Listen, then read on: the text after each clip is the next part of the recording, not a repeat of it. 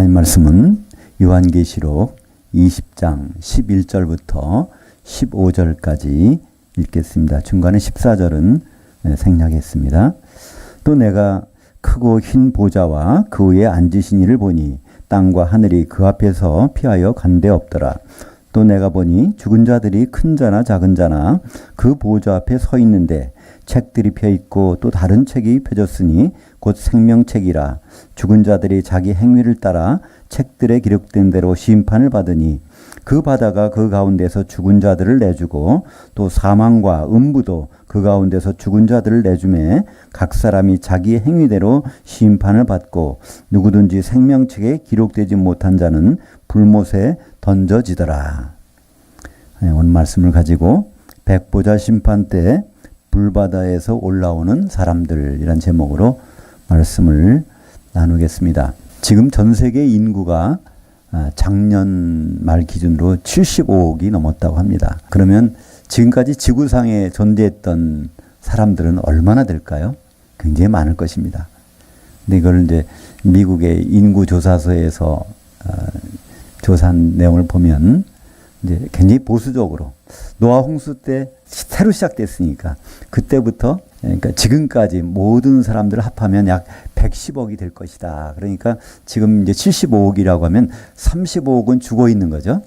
노아 홍수 때 또 죽은 사람들 있잖아요. 그때는 보통 한 900세까지 살았으니까 그때 살았던 사람들이 한 90억 정도로 될 것이다. 이렇게 추산하고 있습니다. 그렇다면 주님 오신다면 바로 모든 사람이 부활하는 건 아니죠. 1000년이 지난 다음에 그리고 나서 이제 백보자 심판 때 모든 사람 오늘 읽은 대로 이제 바다에서 죽은 사람 나오고 또 사망에서 나오고 음부에서 나오고 그 사람들이 다 이제 한꺼번에 모이게 됩니다. 거기 모이는 사람이 대충 아주 보수적으로 잡아서 200억 명이 된다는 거예요.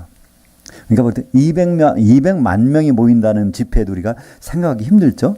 근데 200억이 모이는 그 집회가 분명히 이루어집니다. 거기에는 누구나 다 있어요. 우리도 거기 있을 거예요. 우리뿐 아니라 아담도 있을 거고요. 모세도 있을 거고 별별 사람들이 거기에 모이게 됩니다. 그때 그 심판하시는 분 누굴까요? 거기서 바로 우리 예수님이십니다. 왜냐하면 요한복음 5장 22절에 하나님 아버지께서는 심판하는 모든 일을 아들에게 맡기셨으니, 그러니까 주님이 재림하셔도 공중에서 그리스도의 심판대에서도 주님이 심판장이시고 1000년 지난 다음에 백보자 심판대에서도 심판하시는 분은 바로 우리 주님이십니다. 그리고 그 옆에서 배석하는 판사들이 있죠. 그 심판관들은 이기는 성도들, 모든 성도가 아니라 끝까지 믿음을 지킨 성도들이 거기에서 심판관들이 된다는 것이죠. 그렇다면 거기 200억의 사람들이 대부분은 심판 받으러 거기에 부활한 사람들입니다. 근데 그 부활한 사람들을 오늘 말씀해 보니까 13절에 세 군데서 나온다는 거예요. 바다에서 나오고 음부에서 나오고 이 사망에서 나온다는 것입니다. 일단 먼저 우리는 이제 바다는 조금 나중에 생각하고 사망에서 나오는 사람들은 누굴까요? 일단 죽은 사람들입니다. 그러니까 하나님 예수님 오시기 전에 하나님 예수님을 바라보고 믿음으로 죽은 사람들. 그러니까 구약 시대 죽은 이제 유대인들이겠죠. 이스라엘 백성들이겠죠. 그들이 이제 거기에서 다 일어나게 되죠. 사실 아브라함은요. 지금 죽어 있거든요. 그죠? 마태복음 22장 32절에 보면 예수님은 그렇게 말씀하십니다. 바로 하나님은 아브라함의 하나님, 이삭의 하나님, 야곱의 하나님인데 하나님은 산 자의 하나님이다. 죽은 자 하나님이 아니라는 거예요. 예수님이 그 말씀을 하실 때 아브라함은 죽어 있잖아요. 그죠? 이삭도 죽어 있고 야곱도 죽어 있어요. 근데 그 말씀하신 산 자의 하나님이라는 것은 반드시 살려내겠다는 뜻이잖아요. 그러니까 우리 하나님은 반드시 죽은 자들에도 반드시 살려내시는데 모든 사람을 반드시 살려내시는 것이 백보자 심판 때에서 거기서 심판을 받으려면 산 사람 심판 받잖아요. 죽은 사람은 심판을 못 받아요. 재판을 하다가도 사람이 죽어버리면 그 재판이 끝납니다. 산 사람 놓고 심판하기 때문에 백보자 심판 때 그때 아브라함도 살아날 것입니다. 그럼 아브라함은 사망 가운데 있는 거예요, 지금. 근데 음부 가운데 있는 사람이 있습니다. 음부는 누가 있죠? 누가복음 16장에 보면 19절 이하에 그 부자와 거지 나사로의 비유가 나옵니다. 둘이 같은 집에 살았는데 결국은 죽죠. 근데 부자가 어디에? 음부에 가 있다고 얘기합니다. 음부라는 것은 그러니까 하나님을 믿지 않는 사람들이 다 음부에 갑니다. 지금도 예수를 인정하지 않고 하나님 믿지 않으면 죽으면 갈 데가 딱 정해져 있어요. 그것이 음부라는 곳입니다. 원래 음부라는 그 헬라어는요, 하데스라는 뜻입니다. 하데스는요, 보이지 않는 세계라는 뜻이에요. 데스 하면은 보이는 세계. 거기다 하가 붙으면은, 아니다. 그런 뜻으로 보이지 않는. 그러니까 없어지는 것이 아닙니다. 우리가 사람이 죽으면요, 영혼이 몸에서 빠져나가는데, 빠져나가서 어디가 있냐면, 예수 안 믿은 사람은 음부에 가 있습니다. 그리고 계속 있다가 백보자 심판 때 거기서 나오는 거예요. 그러니까 부자도 그때 거기서 살아나올 것입니다. 근데 예수 안에서 죽은 사람은 낙원으로 갑니다.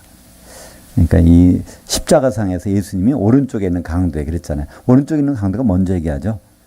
주여, 바로 주님이 날이 이를 때 나를 좀 기억해 주세요. 그랬더니 거기서 예수님이 누가복음 이제 23장 43절이죠. 거기 보면 내가 오늘 나와 함께 낙원에 있으리라. 그러니까 그리스도 안에서 죽으면 낙원에 간다는 거예요. 우리는 그러니까 예수 안에서 죽으면 낙원에 가 있습니다. 예수 바깥에 죽으면 바로 음부에 가 있고. 근데 낙원이라는 것은 오늘 백보자 심판 때 보니까 없잖아요. 사망에서 나오고 음부에서 나오고 이제 바다에서 나오는데 이 바다가 바로 과거에 낙원에 있던 사람들이 예수님 오시면 전부 다 거기서 나오게 됩니다. 공중에 올라가요. 예수를 잘 믿었건 못 믿었건 관계없습니다. 그리스도 안에서 죽은 모든 사람들은 다 공중으로 올라가서 거기에서 혼인잔치에 들어가면 다행인데 못 들어가는 사람이 생긴단 말이죠. 그 사람들이 들어가는 곳, 그것이 이제 이 바다. 그러니 이 바다가 어떤 바다일까요? 우리가 보는 이런 배가 다니는 이런 바다일까요? 그렇지 않습니다.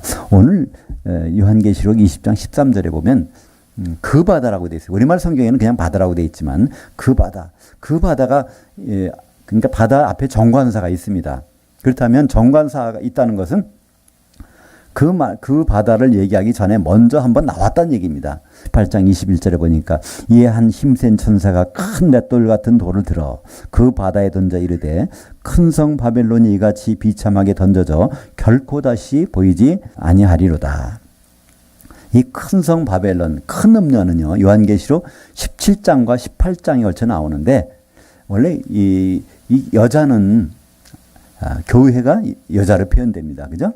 왜냐하면 우리 신랑이 주님이시니까 그 아내 된 여자는 바로 교회거든요. 근데 이 교회가 타락하게 되면 성경에서는 그 음녀라고 합니다. 근데 그 음녀 한두 사람이 아니라 대형 교회도 연합이 다 타락하게 되면 성경에서는 그걸 큰 음녀라고 그래요. 근데 큰 음녀를 다른 말로 큰 바벨론이라고 요한계시록 18장을 얘기합니다. 그러니까 예수 믿는 사람들이 모이긴 모였지만 거기에서 주님을 생각하지 않고 다른 거를 보는 사람들, 그런 사람들을 성경에서는 큰 성 바벨론, 그들은 어떻게 된다고요? 맷돌 같은 돌에 덜려가지고 깊이 빠진 그 바다가 있다는 겁니다. 왜 맷돌을 달까요? 거기다가 사람이 죽으면 이제 물에다가 어떤 범죄자들이 그러잖아요. 살인해가지고 물에 던지잖아요. 그러면 거기 둥둥 뜬답니다. 그러면 살인이 발각이 되니까 어떻게 해요? 안 뜨게. 거기다가 무거운 걸 달아서 넣잖아요. 마찬가지로 이 바다에 던져지면 주님을 벗어난 성도들이 바다에 던져지면 둥둥 뜨잖아요. 그걸 안 뜨게 천년 동안 가라앉아야 되니까 거기다 맷돌 같은 걸 달아서 깊이. 이것이 뭘까요? 이게 바로 불세례 받는 거예요. 불세례. 우리는 마태복음 이제 3장 13절에 보면 거기에 이제 예수님 오시면 성령과 불로 세례를 주신다고 그러잖아요. 요한이 그렇게 얘기합니다. 나는 물로 잠기게 하지만 바로 예수님 그분은 성령으로 잠기게 하고 그렇지 않으면 불에 잠기게 한다는 거예요.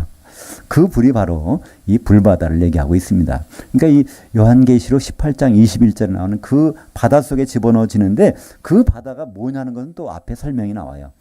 거슬러 올라가면 15장 2절에 보면 그 바다가 어떤 바다인지 설명이 나옵니다. 또 요한계시록 15장 2절을 제가 읽겠습니다. 또 내가 보니 불이 섞인 유리바다 같은 것이 있고 짐승과 그의 우상과 그의 이름의 수를 이기고 벗어난 자들이 그 유리바다 위에 서서 하나님의 검은 고를 가지고 하나님의 종 모세의 노래 어린 양의 노래를 부른다는 겁니다. 그러니까 이 바다가 보니까 불이 섞인 유리바다는 거예요. 여기서 유리라는 것은 이게 깨지기 쉽다는 뜻이 아니라 투명하다는 것입니다. 쫙 얼마나 깊은지 그러나 그걸 다 볼 수 있다는 거예요. 근데 그 불이 여기에 가득 찬 불바다라는 얘기입니다. 이 불바다 속에 누군가 있을 텐데 지금 요한계시록 15장 2절에서는요. 그 불바다에서 위에 있는 사람들을 얘기하고 있어요. 그들이 그 짐승, 적그리스도 그들에게서 벗어나가지고 그들 이겨서 이제 거기에 믿음을 가지고 이긴 사람들이 그 위에서 노래를 부른다, 찬양을 부른다는 거예요. 모세의 노래, 어린 양의 노래를 부르는 거. 혼인잔치 들어가서 지금 노래 부르고 있는 거예요. 그러면 그 밑에는 누가 있을까요? 그러니까 공중에 이 주님을 만나러 올라갔다가 거기서 못 들어가는 사람들이 이제 던져지는 그 바다. 그 위에서는 노래를 부르고 있는데 밑에서는 이제 고통을 당하고 있는 것이 있죠. 이 고통이 얼마나 심한지 마가복음 9장 48절 49절에 보면 거기는 구더기도 죽지 않고 그냥 소금 치듯이 그런 불로 소금 치다는 그런 고통이 천년 동안 진행되는 것이 바로 그곳이라는 것이죠. 그러니까 마가복음에서는 지옥이라고 그랬는데요. 사실 이 지옥이 성경에 나오는 불바다입니다. 불이 섞인 유리바다. 예수님도 그 바다를 말씀하셨어요. 요한계시록에만 있는 불바다가 아닙니다. 예수님도 그 지옥을 받으라고 말씀하셨는데 마태복음 18장 6절에 보면 누구든지 나를 믿는 이 작은 자 중 하나를 실족하게 하면 차라리 연자 맷돌이 그 목에 달려서 깊은 바다에 빠뜨려지는 것이 나으니라. 마태복음 18장에 보면 어떤 애가 찾아오는데 제자들이 막잖아요. 그랬더니 이 작은 애가 어린 애가 나한테 오늘 금하지 말라 하면서 그때 하신 말씀이 있죠. 바로 너희가 이 아이처럼 돌이켜서 되지 아니하면 바로 천국에 들어올 수가 없느니라 이렇게 말합니다. 그건 무슨 말일까요? 돌이켜서 이 어린아이와 같이 돼야 된다는 거예요. 그거는 겸손해지라는 얘기일까요? 아닙니다.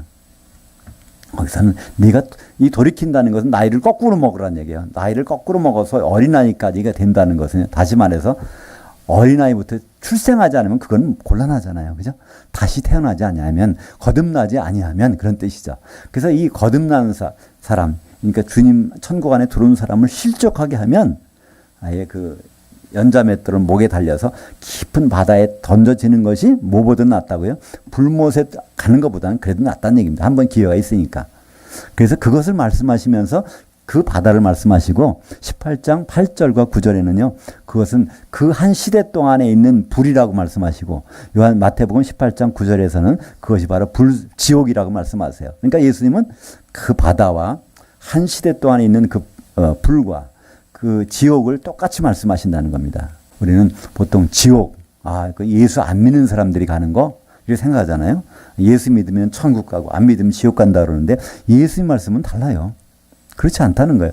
예수 안 믿는 사람은 지옥 갈 수도 없어요. 대신 어디 가죠? 예수 안 믿는 사람들은 죽으면 음부에 가 있다가 나중에 불못에 던져지는 겁니다. 요한계시록은 불못에.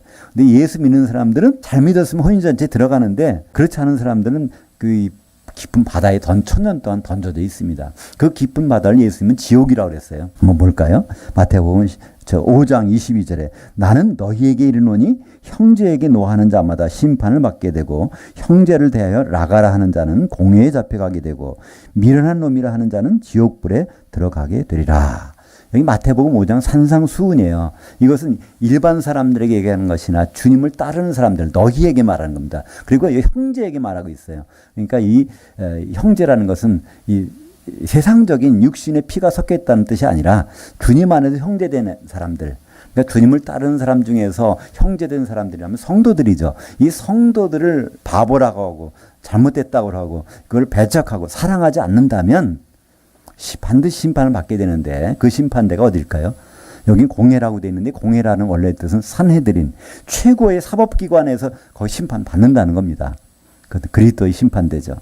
거기에서 심판을 받아 어디에? 지옥에 들어간다는 겁니다. 그렇기 때문에 이 지옥이라는 것은 바로 예수를 따르는 너희 중에서 형제를 사랑하지 않는 자가 들어갈 곳이 지옥이라는 거예요. 우리가 지금까지 생각하잖아요. 예수 안 믿으면 지옥 간다고 그러잖아요. 근데 예수님은 그렇잖아요. 너희 중에서 형제를 사랑하지 않아? 그러면 지옥에 들어간다는 거예요. 성경은 그걸 분명히 하죠. 예수 안 믿는 사람은 지옥을 구경도 못 해요. 다시 말씀드리지만 예수 안 믿으면 죽으면 어디 갑니까? 음부에 들어갔다가 나중에 나오잖아요. 백보자 심판 때 음부에서 나와요. 근데 예수 믿는 사람들이 중에서 그런 일들이 벌어진다는 거. 그러니까 우리는 한번 조금 예수 믿는 것도 각성할 필요가 있어요. 아, 우리 예수 믿으니까 난 지옥 가는 거 관계없지. 저 세상 사람, 저 사람들 저러다가 지옥 가는데 어떡하지? 그게 아니라니까요. 우리가 지옥 갈 수도 있는 가능성이 있는 거예요. 예수 안 믿으면 반드시 지옥은 안 가. 대신에 어디 가죠? 부자와 나사로에서 음부에 가서 있다가. 그러니까 음부가 더 좋고 지옥이 나쁘다는 뜻은 아닙니다. 음부도 고통스러운 곳이에요. 그 부자가 그러잖아요. 내가 불꽃 가운데 고통을 당하고 있는데 나사로를 시켜서 나 물 좀 찍어서 내가 좀 발로 입에다가 넣어달라고 해다는 고통스러운 곳이라고 말씀하고 있잖아요. 그러나 음부나 지옥이나 고통은 마찬가지지만 장소는 구분되어 있다는 것이죠. 주님이 재림하시면 모든 사람이 부활하는 것이 아닙니다. 주님이 재림하시면 그리스도 안에서 죽은 사람들만 부활합니다. 데살로니가전서 4장 16절에 보면 주께서 친히 하늘에서부터 강림하시리니 그리스도 안에서 죽은 자들이 먼저 일어나고. 그래서 그리스도 안에서 죽은 자들, 음부에 있는 사람들은 천년 있다가 일어나는 거예요. 그죠?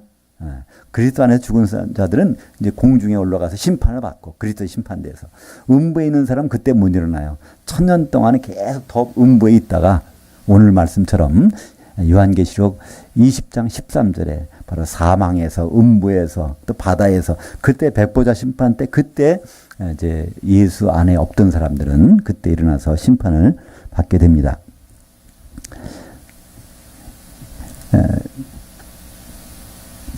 그러니까 그렇다고 우리가 예수를 믿으면 반드시 이제 부활해서 공중으로 올라가는데 그게 다가 아니라는 거예요.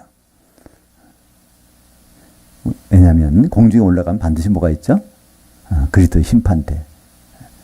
그러니까 고린도후서 5장 10절에 우리가 다 그리스도의 심판대 앞에 서서 선악간에 그 몸을 통해서 행한 대로 우리가 심판을 받으리라. 그 몸이 뭘까요? 예수 그리스도의 몸에서 어떤 역할을 했느냐는 겁니다. 예수 그리스도의 몸이 뭘까요? 교회죠. 그러니까 교회에서 그리스도의 몸을 이루는데 어떤 역할을 했느냐에 따라서 선을 했느냐, 악을 이뤘느냐, 그다 다 심판을 받는다는 것입니다. 그 선악간의 심판은 뭘까요? 그것은 마태복음 25장 열처녀의 비유를 통해서 잘 나타나고 있습니다. 우리가 공중에서 주님을 만난다는 것이 굉장히 그렇다면 두렵기를 하잖아요. 그죠? 거기 가서 잘못되면 어떡해. 근데 사실 이치를 따져보면 간단해요. 거기서 뭐 조사하죠?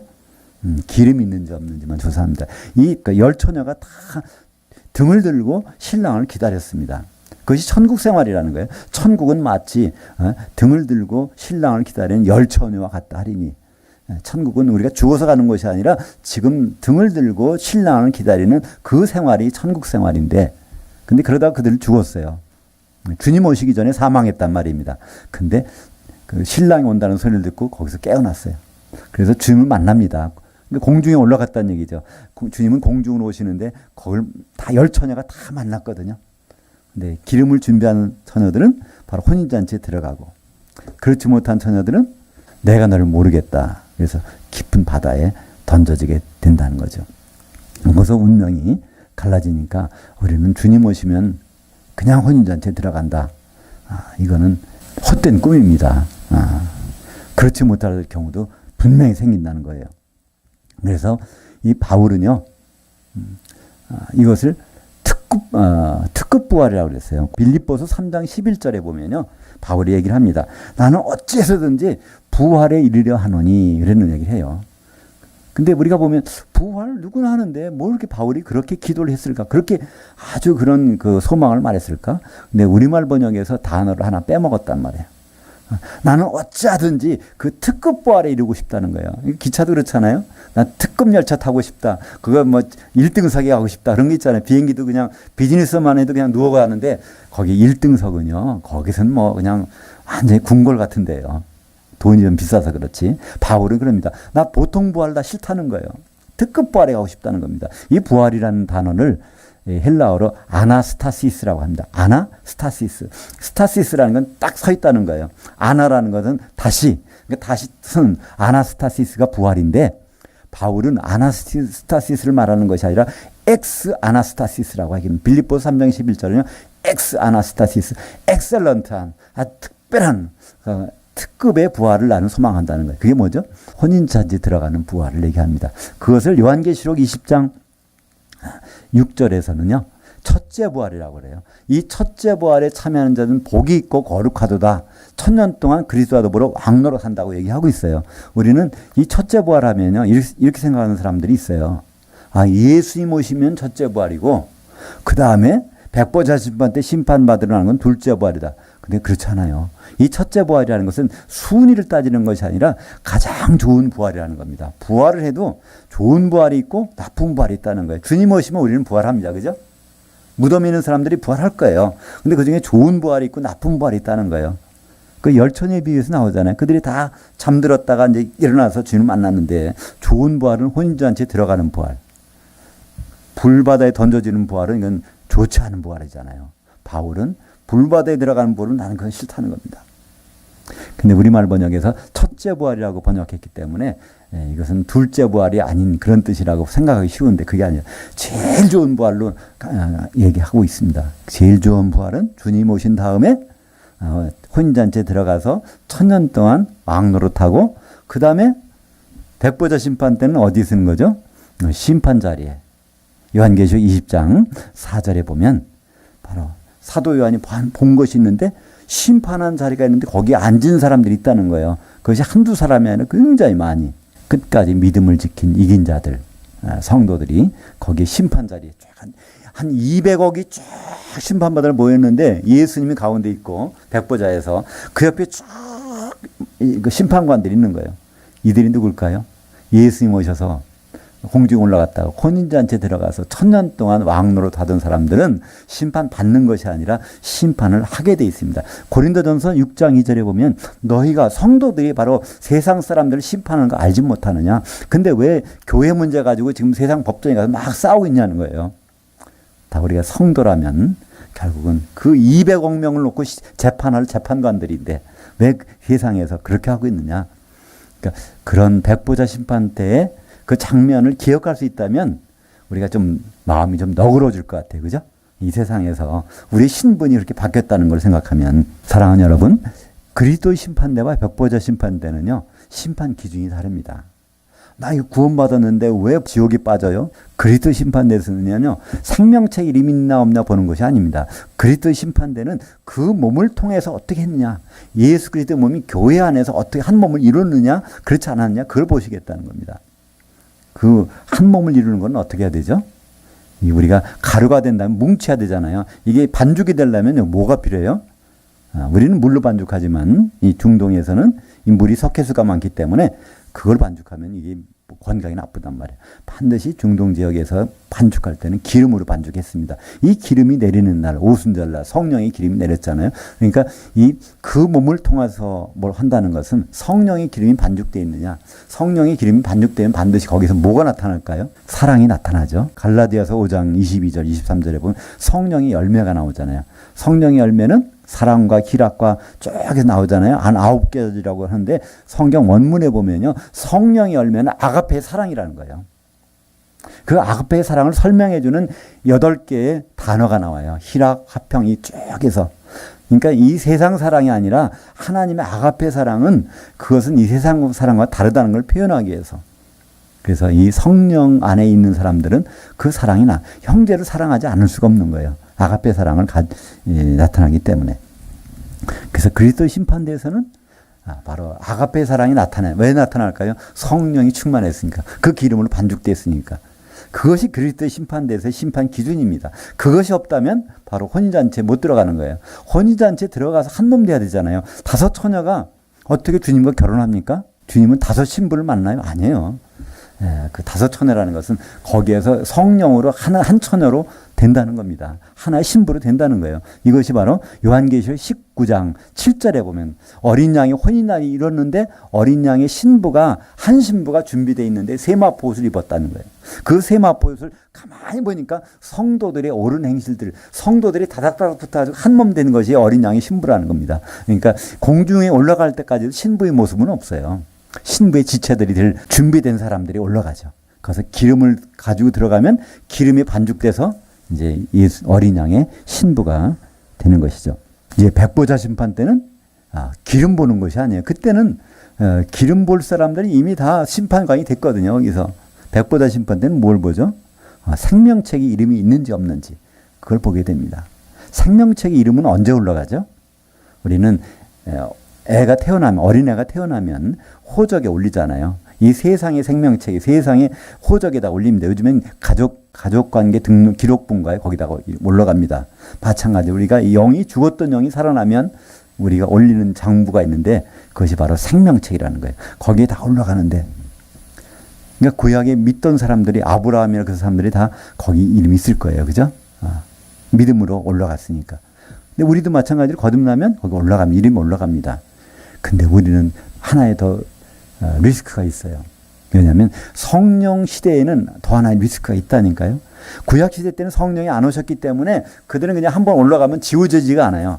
근데 우리 성령 안에 있는 사람들은요, 성령을 거역하면 이 세상과 오는 세상에서도 용서가 안 된다는 거예요.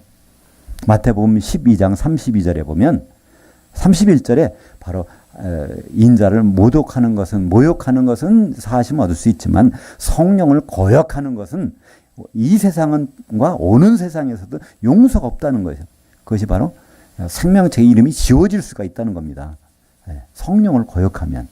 구약의 사람들은 지워질 일은 없어. 한번 올라가면. 신약의 사람들은 좋긴 좋지만 이게 지워질 수가 있다는 겁니다. 근데 안 지워지는 방법도 있어요. 하나님은 그 은혜의 말씀을 어디에 나왔죠? 요한계시록 3장 5절에 보면 이기는 자는 내가 그 이름을 생명책에서 지우지 않겠다는 겁니다. 절대로.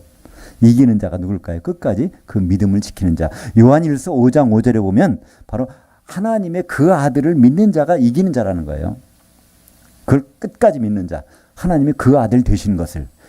바로 예수님은 독생자로 오셨지만 맏아들이 되셨잖아요. 지금 예수님 맏아들 되셨다는 사실을 끝까지 믿는 자. 어떻게 맏아들 되셨습니까? 죽고 부활하셔서 맏아들로 나타나셨잖아요. 히브리서 1장 6절에 보면 맏아들 이끌어 세상에 나게 오실 때, 초림 때는 독생자로 오셨지만 재림 때는 맏아들을 이끌어 오신다는 겁니다. 그걸 믿는 사람들이, 끝까지 믿는 사람들이 바로 이기는 자고, 이기는 자는 바로 성도들이고, 성도들은 반드시 뭐가 있어요? 기름이 준비되어 있잖아요. 그분을 맞으려면 기름이 있어야 된다는 사실은 분명하니까요. 사랑하는 여러분, 바로 지옥과 불못은 다릅니다. 지옥은 한시적인 거예요. 길긴 길지만 1000년 동안. 그것도 성도들이 바로 한 몸을 못 이루고 형제 사랑을 못하고 있다가 1000년 동안 거기서 있는 곳입니다. 근데 하나의 리스크가 있어요. 생명책 이름이 계속 있었으면 되는데 그것마저도 성령을 거역해서 이름까지 지워진다면 그건 참 낭패잖아요.